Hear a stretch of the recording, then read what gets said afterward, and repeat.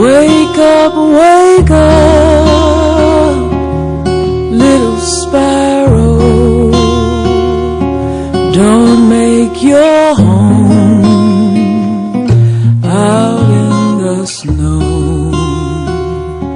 Don't make your home out in the snow.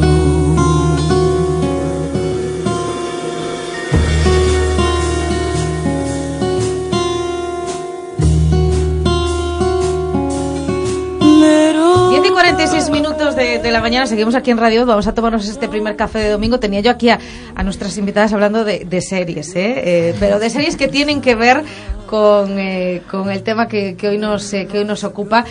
Ayer se conmemoraba el Día Mundial de las Enfermedades Raras y nos acompañan aquí en el estudio de Radio Galicia la presidenta de la Federación Gallega de Enfermedades Raras y Crónicas, Paca Luengo. Paca, ¿qué tal? Muy buenos días. Buenos días. Y también nos visita Carmen López Rodríguez. Ella es directora sociosanitaria y responsable del servicio de acogida de la Federación. Buenos días también a ti, Carmen. Buenos días. Gracias a las dos. Lo dicho, contadnos en primer lugar, este año 2020, ¿qué mensaje, con qué asunto se llega al Día Mundial? ¿Alguno en especial? Pero este año en concreto... Sí. Bueno, este año en concreto se llega pidiendo muchísimas más cosas, en el sentido de que realmente cada 4 años podemos celebrar nuestro Día Mundial real, que es el 29 de febrero. Durante los otros, pues lo celebramos el día 28, ¿no? Este año, aparte de hacer un acto en el Chus, que fue como decirte, una necesidad de recordar lo que habíamos conseguido ya y al camino que vamos más para allá, ¿no? Y me estoy liando. Perdón. Sí, no, Paga lo ha dicho muy bien, ¿no? No. Es verdad que se ha puesto el último día de febrero a propósito, sí. Y ella, pues lo que ha comentado, ha sido es un año bisiesto en que hemos reflejado, ¿no? Transmitido en Santiago la cara y la cruz. Por una parte, se leyó un manifiesto, los protagonistas principales fueron las familias y los afectados, entonces fue un manifiesto que decidieron ellos, 12 puntos que se han alcanzado, 12 retos y 12 que quedan aún por alcanzar, simbolizados en una escalada al Everest. De hecho, se reflejó sobre el suelo piezas. Sí, hicimos un panel grande con el Everest. Es verdad, yo dije un ajedrez, ¿no? No es un ajedrez, es un panel grande. Un puzzle. O sea, es un puzzle, realmente es un puzzle. Y las reivindicaciones fundamentales este año, pues sigue siendo la investigación, como un reto. Sin investigación, vamos a ver, la industria farmacéutica es la que saca fármacos, medicamentos huérfanos para estas enfermedades. Sin investigación no hay ni presente ni futuro. Un diagnóstico mucho más precoz.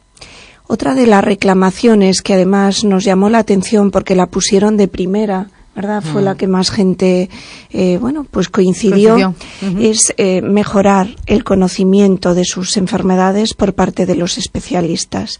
En enfermedades raras tienes que estar constantemente, si lo haces ya para cualquier enfermedad, en enfermedades raras muchísimo más. Hay mucho desconocimiento todavía y que se comparta ese conocimiento, que viaje. Hoy el trabajo en red nos permite avanzar. Hoy una imagen en segundos puede estar al otro lado del mundo, y prácticamente son las reivindicaciones al mismo tiempo de reconocer que se ha avanzado en algunas enfermedades, en investigación, en tratamiento.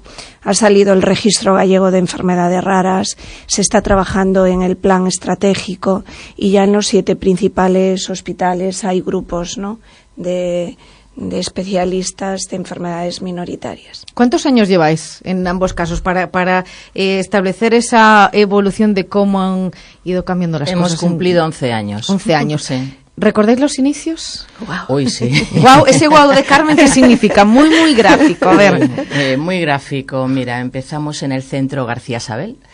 Allí llegamos asociaciones que no nos conocíamos entre nosotros, o sea, era un espacio que lo cedía el ayuntamiento, con lo cual llegábamos, ahí había asociaciones, bueno, de pues como esclerosis múltiple, Parkinson y tal, que no son raras, pero y cada asociación llegaba con lo que tenía.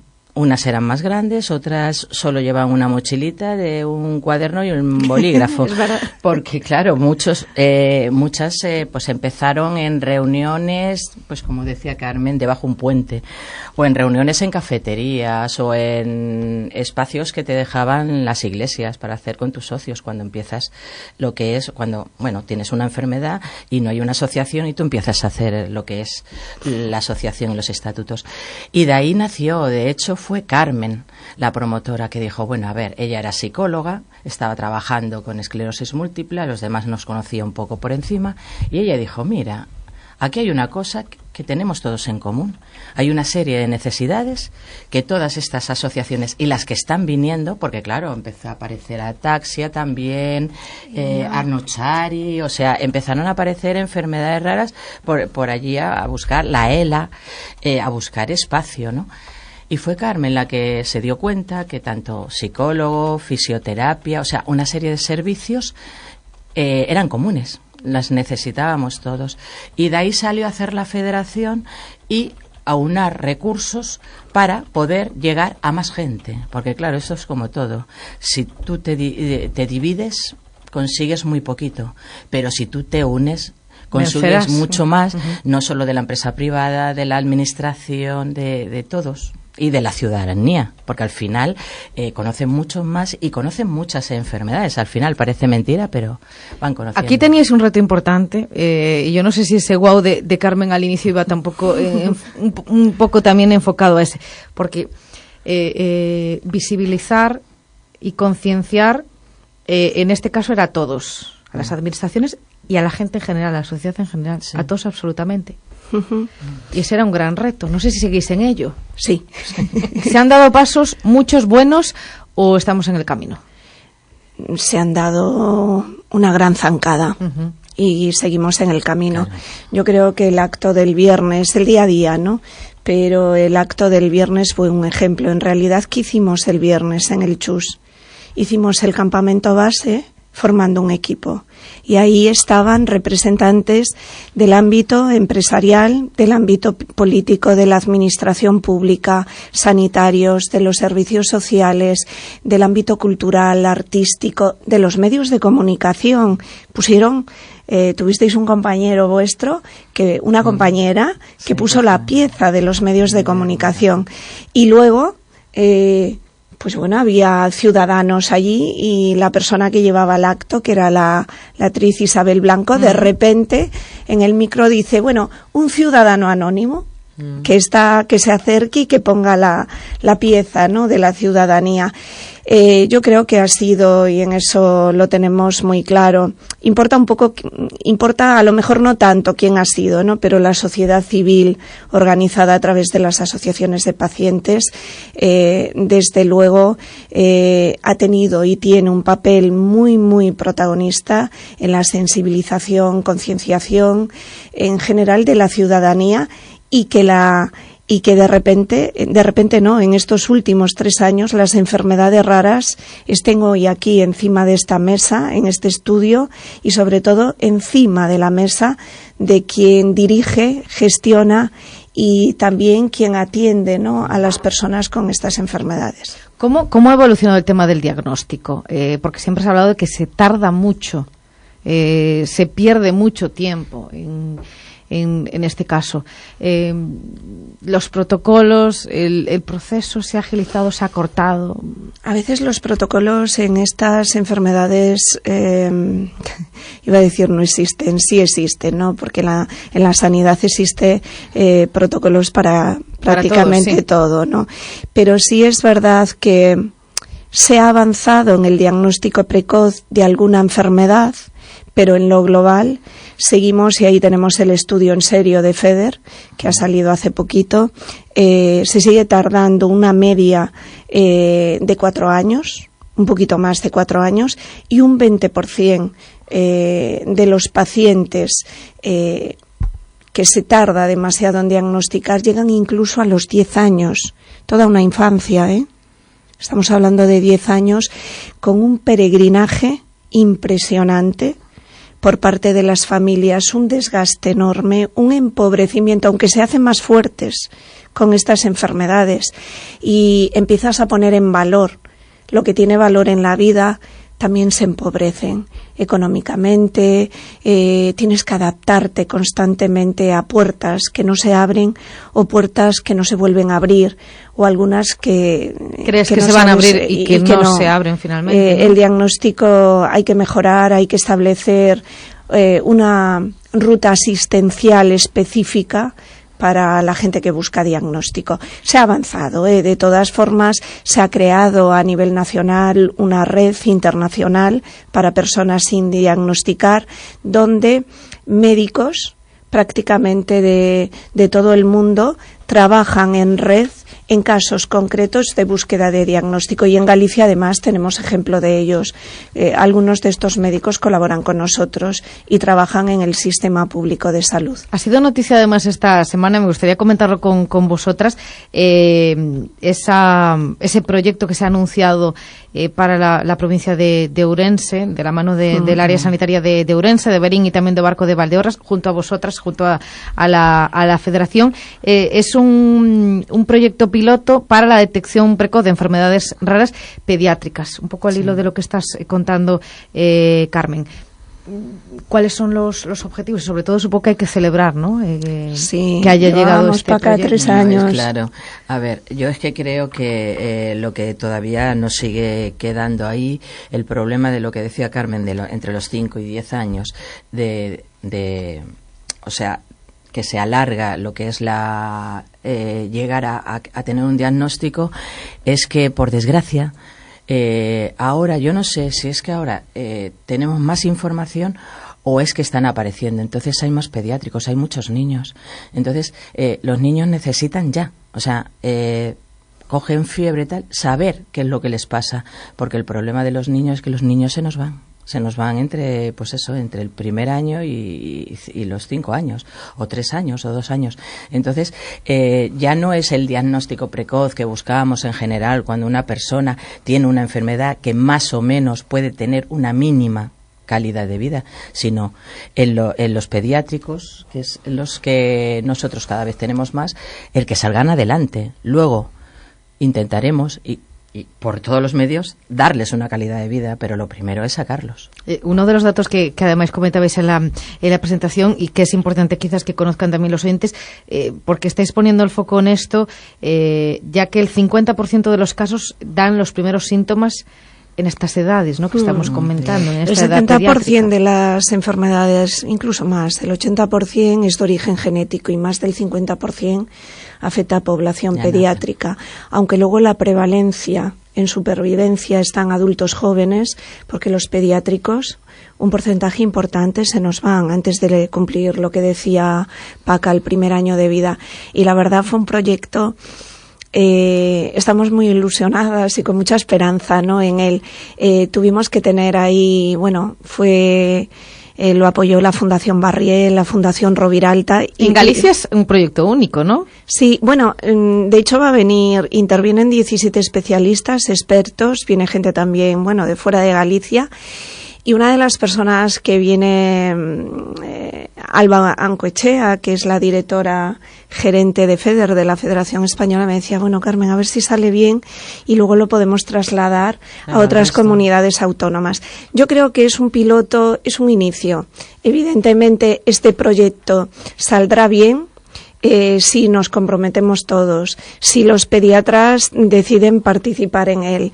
Hemos tenido el compromiso de la gerencia del área sanitaria de Ourense, sin el cual sería imposible, porque va dirigido precisamente a los pediatras de esa área sanitaria. Y una vez finalice, valoremos los resultados, Esto se tiene que complementar con que Big Data, con un montón de avances que van a ayudar en el diagnóstico precoz, con el estudio genético, con el consejo genético. Pero bueno, es un primer paso, sí. Es una excusa perfecta para. Y va dividido en 3 bloques. Un bloque que es conseguir mejorar el compromiso, la sensibilización de la atención primaria. No digo que no la tengan, claro que la tienen, pero que sí sean conscientes del papel tan importante que juegan en... Ellos no diagnostican, pero ahí es donde debuta la sospecha, donde debutan los primeros síntomas. Es la puerta de entrada al sistema público de salud. Después está la formación, pero va a ser una formación muy práctica. Es decir, ¿a qué tengo que estar atento? ¿Qué signos? ¿Qué síntomas? Y después conocer cuál es la ruta asistencial más adecuada dentro de mi hospital, en mi comunidad autónoma, a nivel nacional y a nivel europeo. Si no conoces los recursos, difícilmente podrás aconsejar sobre ellos. La genética primaria tiene que conocer, tiene que tener conocimientos en genética, en enfermedades. No digo que sean, bueno, ni siquiera está reconocida la especialidad en nuestro país, ¿no?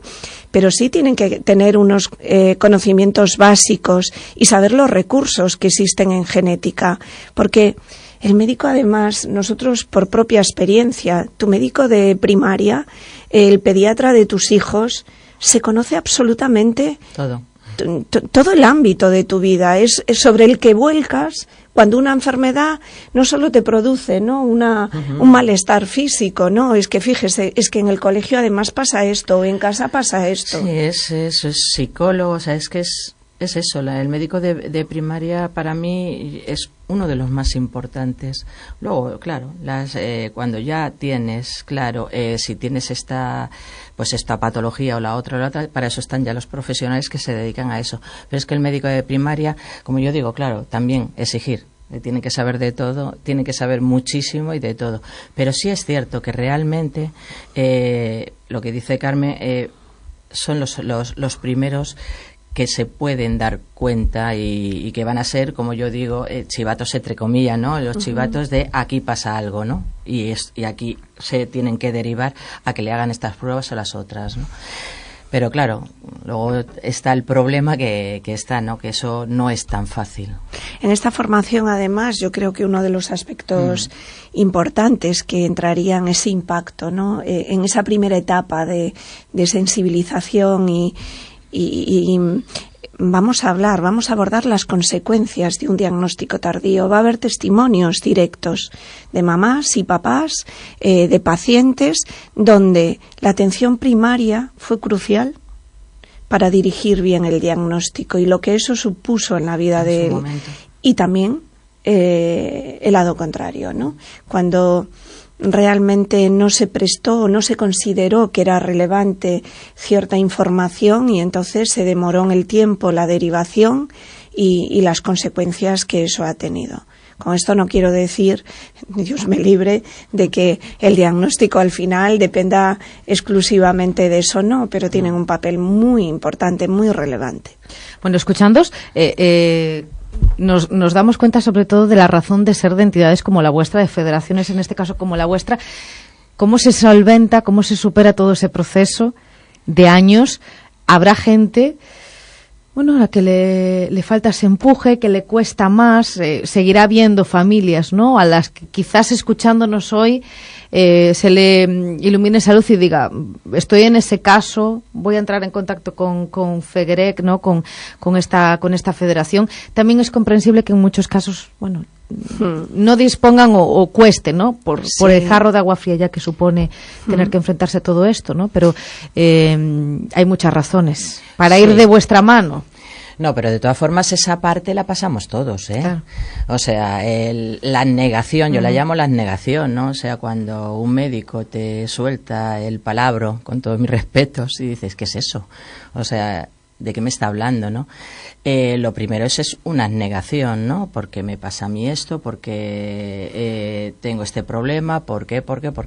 Luego ya viene un poco empezar a adaptarte y luego ya ser positiva, ¿no? O sea, ser positiva y asumir la enfermedad. ¿Qué pasa? Que la diferencia entre una persona adulta que tenga una enfermedad rara a que sea un bebé, los padres se juegan otro tipo de sentimientos totalmente diferentes. No es lo mismo que yo tenga una enfermedad rara que la tenga mi hijo.